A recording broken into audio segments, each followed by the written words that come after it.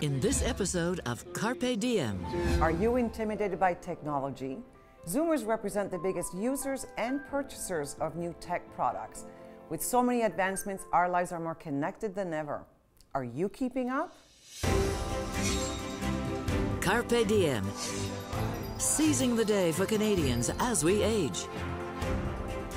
The big topic today is technology. But before we get into all the gigabytes and megabytes, time to meet a man with mega energy.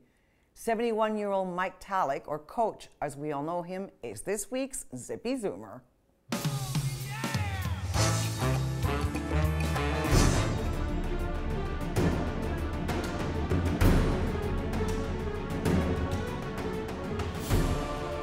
Hey everyone, we're in North Vancouver today with Zippy Zoomer Mike Coach Talek. He's going to show us an amazing workout today. Let's go, Leah. Sit down. Put your hips over in, and touch this ball. I was vice president of the Canadian Weightlifting Federation, technical for 17 years, and I was on the Olympic Games with Canadian team, like on 10 Olympic Games. So how old are you now, Mike? 71. Mike likes to coach people. He's been doing it for a long time. He's got a crew here today. He's going to show them the ropes. Full extension. Can you do this? Mike is a living legend. Mike is a guy that I met in 1999. A good friend of mine, Justin Ring, brought me out to the training group. And at that time, I was playing with the Montreal Alouettes, the CFL football team out east. And, I met Mike, and that 1 year simply impacted and changed my life completely. Next generation, Pass that's the torch, true. man. Pass the torch. That's it. Isn't it embarrassing when Mike can do more stuff than you sometimes? Yeah, I get out of No, I couldn't do this. No. Is he always this hard on you? Oh, it's fun. Love this. Good. Age is not a factor with Mike for sure. He understands that the basic Olympic lifts are what's going to help you get explosive. Nice. Arch back, please. Canucks team, 93, 94, 95. I was personal trainer of the Treble Linden for 8 years. Triceps press down, reverse grip for low triceps. I have to be busy. If I'm not busy, I'm dead. Putting my energy in myself, dealing with people and coaching people. 99, 100. I'm going to keep working out here. In the meantime, we're going to head back to the studio with Carmen. If you have a Zoomer to nominate, don't forget to contact Zippy Zoomer at carpe.ca. That's my coach. With me today are Steve Dotto, technology guru, and Ramona Captain from CARPe. Steve, you're super fit these days. I don't know if I'm super fit, but about a little over a year ago, I kind of hit a crossroads and decided I was going to either keep getting unfitter, or I was going to turn my life around, and I've been working pretty hard for the past little over a year. And I bet you use some techie gadgets for all this, do you? You know, the technology helps. It helps keep me focused. It helps keep me disciplined. Obviously, it's got a big part in my life. And Ramona, you're a Zippy Zoomer. I certainly am, and very involved with CARPe, and I go to Aquasize, and I also like to walk a lot. I don't want to sit on the couch, and I have technology to help me. It's a Garmin, and you just press the little button, tells you how many calories you've used, how many steps you've taken, and it's really a wonderful piece of equipment. Great technology. And Steve, you've got a gadget? Yeah, I wear the Apple Watch. Mine's better than yours. And more expensive too. I will admit that. All right, I want to hear more about your technology. We're going to take a short break, but stay tuned. You'll be amazed with the new technologies in health. Coming up on CARPe Diem. So now we're not talking about printing an implant out of metal and then implanting it, but actually taking a patient's cells and using those to print.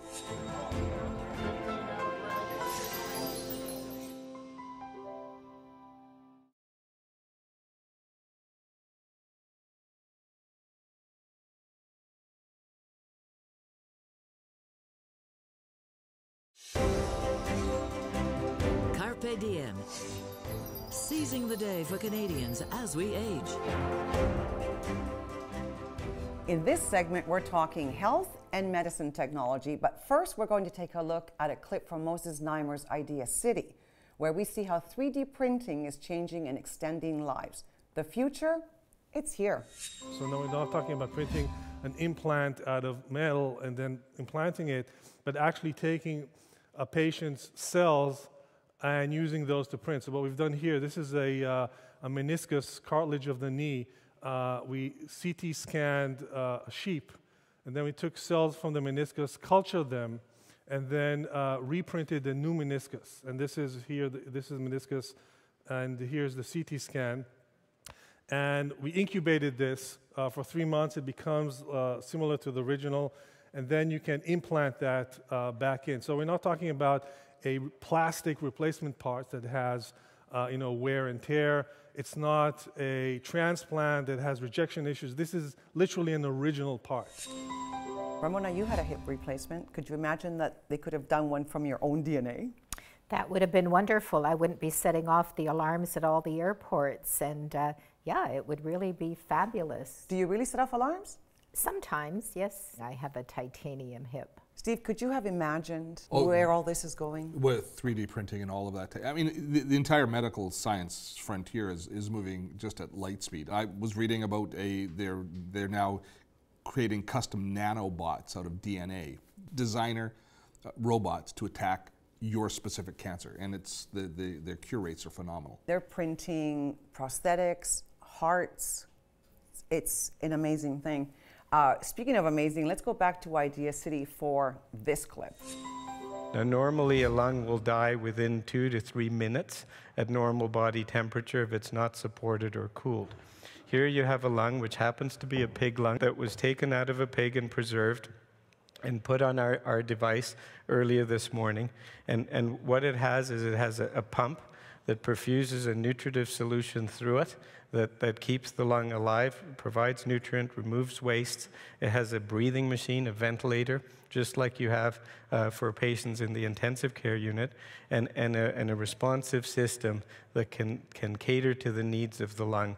And what we can do as a take-home message for you is a personalized medicine approach to management of organ donors. I was at Idea City for both those presentations, and you could hear the audible gasps from the audience. Steve, what does this make you feel? You're a technology guy, and you see where it's going. Well, it's encouraging. When we bring technology back to our personal level, it's intimidating. All of the change is intimidating, and we struggle with that. But then when we have a need, that's the first place we look. Specific things that are going to make a difference in 1, 2, 3, 500, 5,000 people's lives. It's happening every day. Well, I know that the 3D printing is affordable, so it's very convenient. And speaking of convenient, you've brought a toy from CARPe that I want to know about. Yes, I certainly have. This is called CareTrack. You wear it around your neck, and you just press a little button. It has two-way communication, so you can speak to your family, or it goes directly to emergency services if you need that kind of help. Say you're a wanderer, possibly you have dementia, Alzheimer's, and you wander. You'll be picked up wherever you are. You can be spotted because of the GPS technology. You know, good for falls. If you fall down and can't get up, you just press the button and help's on its way. So could family members then be able to track their loved one and know exactly where they are physically, you know, two-way communication there? Absolutely. Yes, yes, they can. As a CARPe member, you get a discount on this as well, by the way. That's important to know. We were talking about some of the technology that you've used for your fitness. Dive into that a little bit more. Let me ask Ramona a question to set this up. With your step tracker, do you walk more because you've got that on? Absolutely. Why? Absolutely, because I check it during the day, and you just press a little button, and if you see you haven't walked enough, you get moving. You start walking around in circles in the house, or you go outside. Now we call this gamification. This is where technology becomes a game. You know, we set a goal, and since we're now measuring the goal, and we can't fake it, right? It's not like you can, oh, I'll step on the scale tomorrow because today I know I cheated a bit, so tomorrow I'll be extra good. No, you can see how many steps you took today. And so by adding this accountability, which technology does so well for us, It can measure how much we weigh. I've got a scale that measures not just how much I weigh, but how much percentage of body fat I have. And it talks to my phone, so I can't avoid it. It lets my phone know, so it's there on my phone. It makes it a little bit fun too. You always feel good. Do you get a little buzz when you hit your goal? Oh, absolutely. And that gives you it feels really good. Yeah. I always check it. I take it off when I go to bed. You can keep them on at night as well, and it'll track your sleep patterns. Yeah. But when I go to bed at night, it's the last thing I look at. And if I've done 10,000 steps, I think, yes, that's good. Yes. That's a good accomplishment. Now, something else I was looking at when I was going through the CARPe website is how technology and medicine are molding together in CARPe Health 360. That's a really interesting thing that you have there. CARPe 360, it's an app.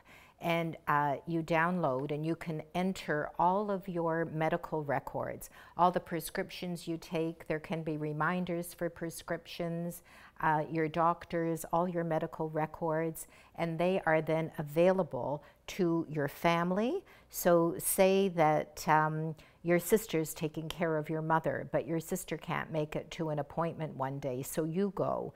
And then you have all the records there right in front of you, so you know exactly what's going on. And it's available to CARPe members. With your CARPe membership, it's free. So this is a wonderful, wonderful tool to have to keep track of everything that, you know, everything about you medically. I just love technology, and we have so much more to talk about. We're going to take a short break and hear what you have to say about tech toys. It's kind of dragged into the cell phone thing, kicking and screaming, but no, I love it. I use it all the time.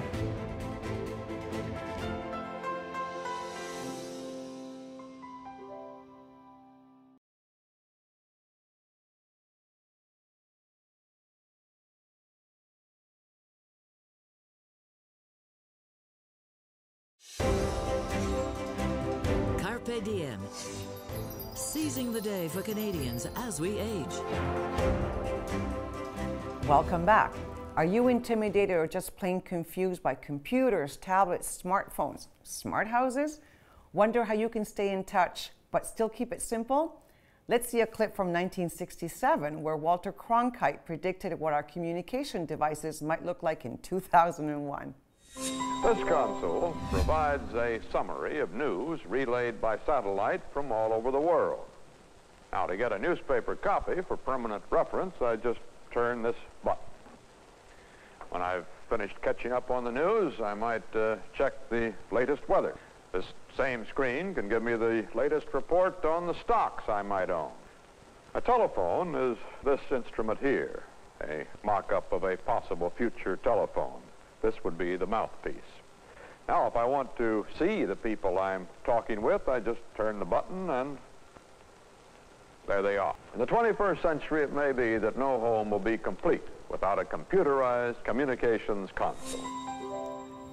Steve, that must make you chuckle. We're all going to laugh and say he missed the mark because all of that's in a phone.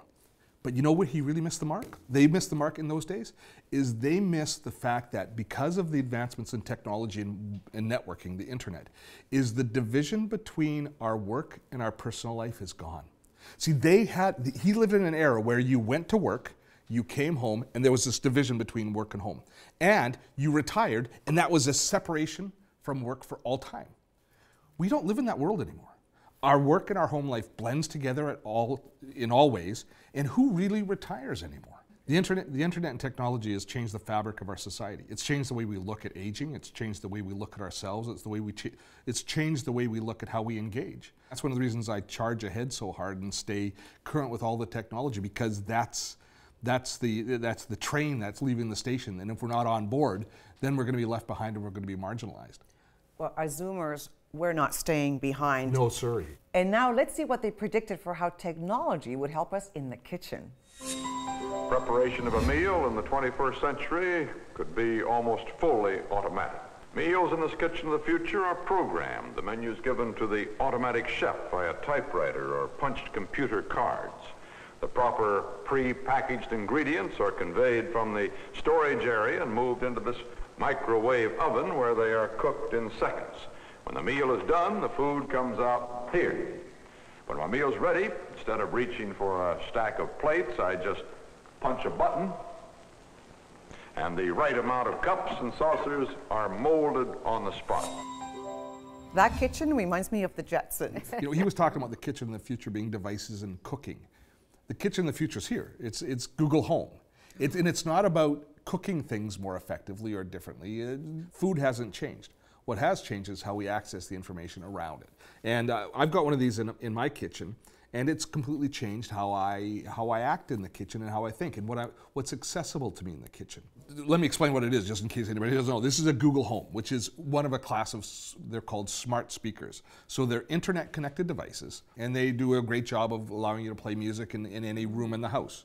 But because the Google Home is connected to the internet and it's from Google, and what's Google all about? Search. You can ask it for different information. So I can say, hey Google, give me a recipe for blackening spices. Okay, I've got a recipe called Blackened Seasoning Mix from All Recipes. This recipe serves 12 and takes about 5 minutes to make.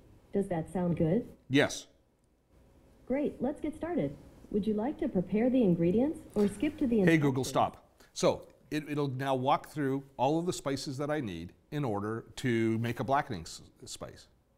And it'll give you a recipe to cook, you know, Mexican chicken or whatever. And if it says put it in the oven for 30 minutes, to say, okay Google, set the timer for 30 minutes. All right, 30 minutes, starting now. I time everything in the kitchen that I have to. I never burn anything anymore. And here's the best part. Here's the absolute best part. You know when you're cooking, your hands are a mess and you realize you've run out of dry mustard?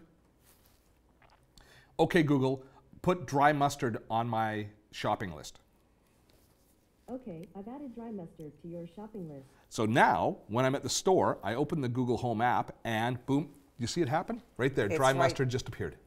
Immediate. Yeah, absolutely. So this is the kitchen of the future. Wow, Ramona, do you want one?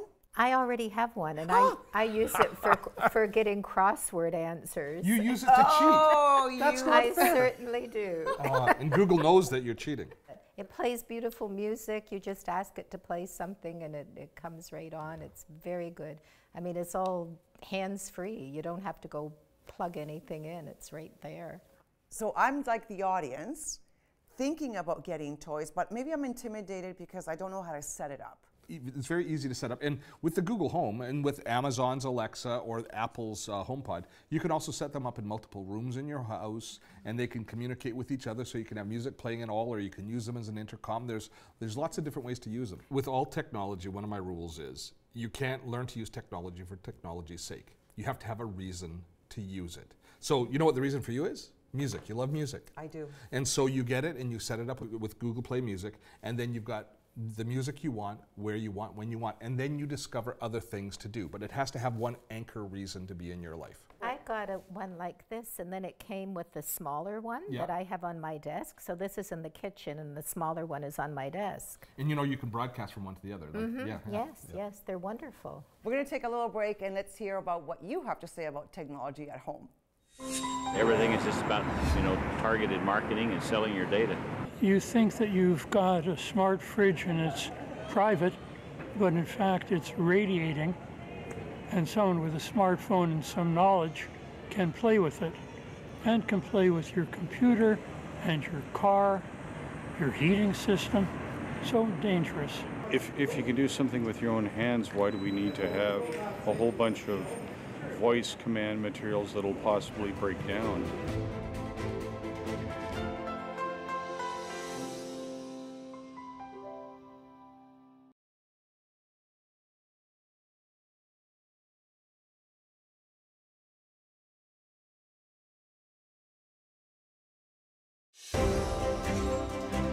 CARPE Diem. Seizing the day for Canadians as we age. It's now time to go around the table for our panel's final thoughts on technology and us. Steve? I just was in for a procedure, and I was listening to a young woman who her elderly father was there, and English wasn't his first language. She was a nurse, and she was going through his prescriptions with the charge nurse to make sure that he could take the procedure that he was going to have that day. And I realized what a nightmare it was for them to communicate back and forth and to make sure that they weren't putting his life at risk because of the medication he was taking for the medications they were going to give him for the procedure. And something like 360 would be such a godsend for everybody in that space. But the reason that it's challenging is privacy, right? Because all of that information would be available, but because of our privacy laws in Canada, our different caregivers can't share the information back and forth. But if we own the information, as you do in 360, we can give permission to then share it, and that it could be a lifesaver for a lot of people. And at the very least, think about how much stress it reduces for the sandwich generation, taking care of their parents, having all that information in one place and knowing they've got it there when they need it. I think that's an awesome service. And wonderful for travel. It's a very, very good. I mean, I just love it. Yeah. CARPe Health 360, free to CARPe members. And there's very inexpensive upgrades if you want an upgrade, but the basic part is free with a membership. This is as safe as online banking. Yeah, and there's always going to be risks attached to everything, but our society's changed with all of this technology. You know, we are changing and we're evolving. This communication is part of us now. And you know, we're developing a bit of a hive mind where we're sharing information and we're able to access it through things like the different search technologies that are so relevant. So, you know, you can choose to step apart, but that means you're not going to be moving with the mainstream. And there's good and there's bad in as we move ahead, but you will have no influence on it if you're outside. Yeah, no, I appreciate that. And I think also, Ramona, you brought, just to close it, I didn't want to leave out the Zoomer phone, the Zoomer Wireless, because it's a small flip phone for people that are intimidated by technology, but it also incorporates an emergency button. So it's so easy to carry in your pocket and off you go. They're nice big numbers. I can take my glasses off and see everything. You can text. It's got a nice clear screen. Again, this is available through a CARPe membership. Zoomer Wireless provides these. It's a wonderful thing to have if you don't want to have a phone like this. Yeah. You can go to your library. There are many, many places you can go and you learn how to use this technology. And once you get the hang of it, it is easy peasy. And YouTube is the best place for that. Because that's where you live. That's where I live. Dottotech.com. Yes, ma'am. And carpe.ca. Thank you so much for being with us. You've just made my day. And that's the show. Remember, as our CARPe president, Moses Neimer, always says, the best way to keep going is to keep going. So stay zippy and seize your day.